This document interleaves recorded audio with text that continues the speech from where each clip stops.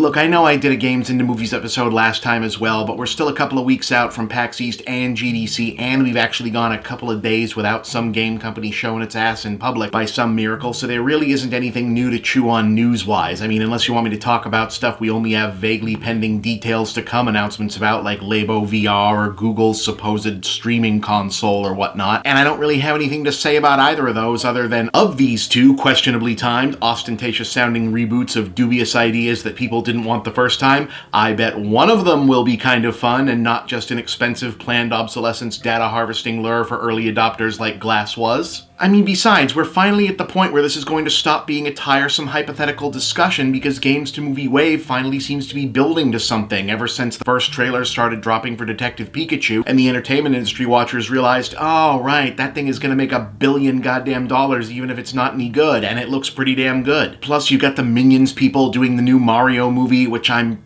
really trying to keep an open mind about, and we're apparently staring down the barrel of the Sonic trailer releasing any day now, which I'm sure everyone is excited about. So yeah, we're probably going to end up with a bunch of game movies now, but like now based on stuff that's actually endured and has some broader time-proven pop culture cachet as opposed to, hey, that Assassin's Creed thing sure is popular right at this minute. That might be worth wasting a year of Michael Fassbender's time on. Now, I'm not 100% sure that Rampage necessarily qualifies as the same level of household name video game even to my generation as some other, but I do think that the movie version provides a decent template for how that kind of thing can work even in weird circumstances, and not only because I regard it as the only actual great video game movie, as in I thought it was a legitimately awesome giant monster movie, not just bad in a fun way like the Resident Evil movies or decent compared to other versions of the same concept like the Mortal Kombat movie. I think it makes legitimately smart decisions about how you turn this kind of thing into a film. You see, the question you gotta ask yourself with anything like this is, what do people remember about a game and what will they get a charge out of seeing on screen? And as source material, Rampage the game had kind of the same problem that a lot of bigger modern games have, in that it was already trying to look and feel like the playable, sillier version of things that were already kind of bad movies. So they had to do it a little different, but also keep a lot of the game stuff. So they zeroed in on the giant monsters climbing and knocking down skyscrapers, because that is the game, and that there were 3 specific monsters with names, went with big animals instead of humanoid type ones to keep it different, you know, having the most charismatic movie star on the planet doing a kind of meta in the movie player character thing as the guy helping the good monster fight the bad ones didn't hurt either, I imagine.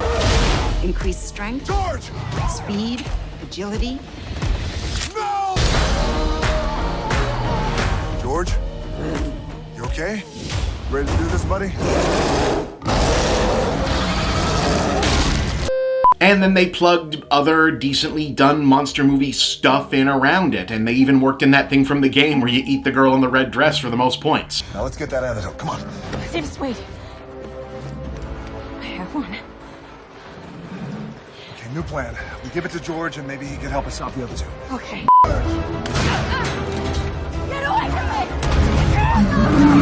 What the hell are you doing? What?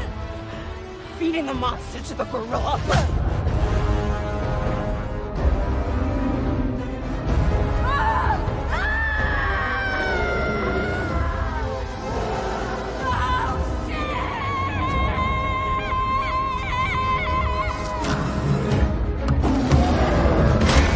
Awesome. See, I don't buy that the thing you lose taking a game out of the context of being a game is the interactivity. It's the feeling that your response to that interactivity engendered, separate from the feelings that were responding to the narrative, characters, whatever else. So the successful game adaptation is likely the one that finds a way to approximate that sensation. Like, I've seen those Detective Pikachu trailers play to audiences in theaters, and every time you can't even hear the sound over all the kids in the place just pointing and shouting out the names when they see their favorite Pokemon. So the movie plays the same way, thus recreating a version of the, oh boy, I saw and or caught a whatever fans used to get out of the game, then it's probably going to connect with people and be a hit. And if the Mario movie gives any of the 30 plus years worth of people who've got great memories of playing those games some semblance of connection to those, that might work too. Or if maybe the next person to take a pass at Street Fighter remembers that people play Street Fighter in the format of a fighting contest, and that the games are about a fighting contest, and that fighting contests are a really good thing to make movies out of,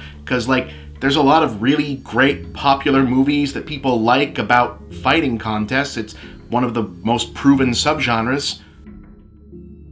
I mean, look at that's still going. There's a lot of good movies in there. A couple of them won Oscars. For Stallone. But then every time they make a Street Fighter movie, it's all about like war or something. It's cool. Anyway, that's what every other game movie adaptation can learn from Rampage. You know, other than just to put the rock in things.